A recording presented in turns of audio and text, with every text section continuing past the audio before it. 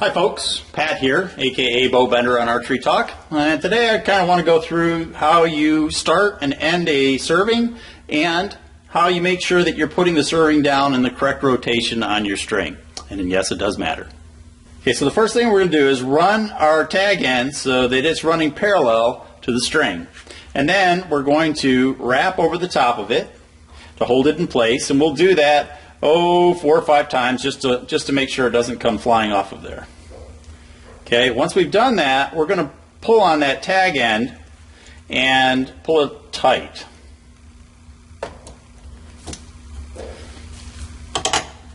By the way, I'm not actually using serving thread. I'm using a white, additional white thread to help make the visuals a little easier to see. Okay, so you can see that our tag end is running parallel. Let's zoom in a little here. Our tag end is running parallel to the serving, and as we wrap over the top of it, we're going to continue to capture that.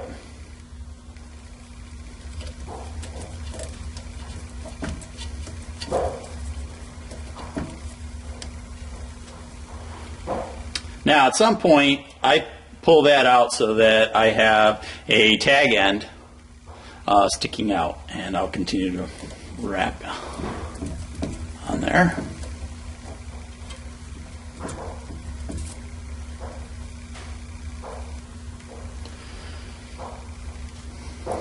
Okay, that's how I start serving thread. Okay, to determine if we're wrapping our serving thread in the proper direction, I'm going to reduce the tension on our string because that'll make it a lot more obvious which way the string twists as we apply our serving thread.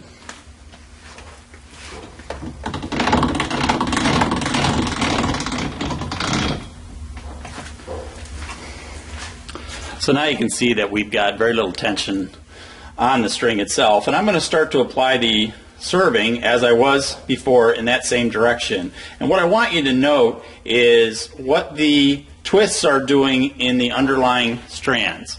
And if you'll notice on the side where we're wrapping, so we're moving in this direction, and as we wrap in that direction, you can see that the strands on that side become tighter in their wrapping. And on the back side, it becomes what appears to be untwisted. So more twists on the down serving side and less twists on the back side. The twists get tighter on the side in which your serving thread is covering. Okay, that's how you determine whether you've got the proper rotation or not. Okay, now let's put in a whip stitch so you can see how the whip stitch functions. And the first thing that we're going to do, a whip stitch is how you're going to end all of your servings. So we're going to pull out about 12 to 14 inches worth of slack, and we're going to create a loop about 2 to 3 inches down the string. And we're going to continue to wrap our serving thread out here at this end. And we're going to wrap it in the same direction and on the inside of the loop. Okay, so we have our loop here, and we're going to wrap our bobbin on the inside of that loop.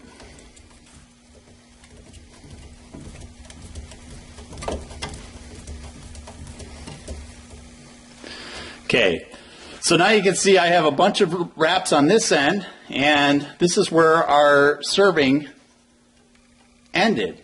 Now what I want to do is take the tag end that comes out of the bobbin and bring it along the string where we can wrap back over the top of it.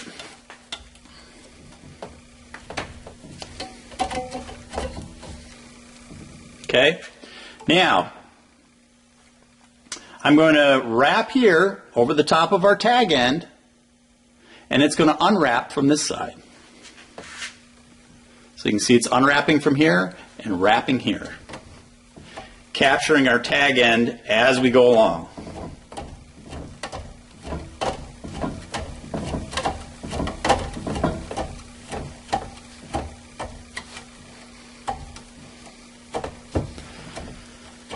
Okay, as we finish our wraps, our loop kind of goes away, And we can see that the tag end now disappears down into our thread.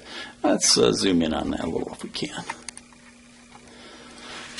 Okay, now I'm going to pull the tag end here through, and that's going to reduce the length of our loop.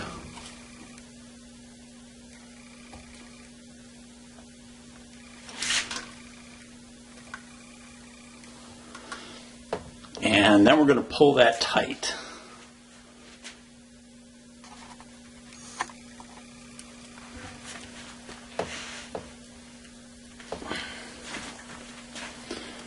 Okay, after you finish that, you want to cut that off at about 1/4 of an inch from the string and melt it back into a mushroom.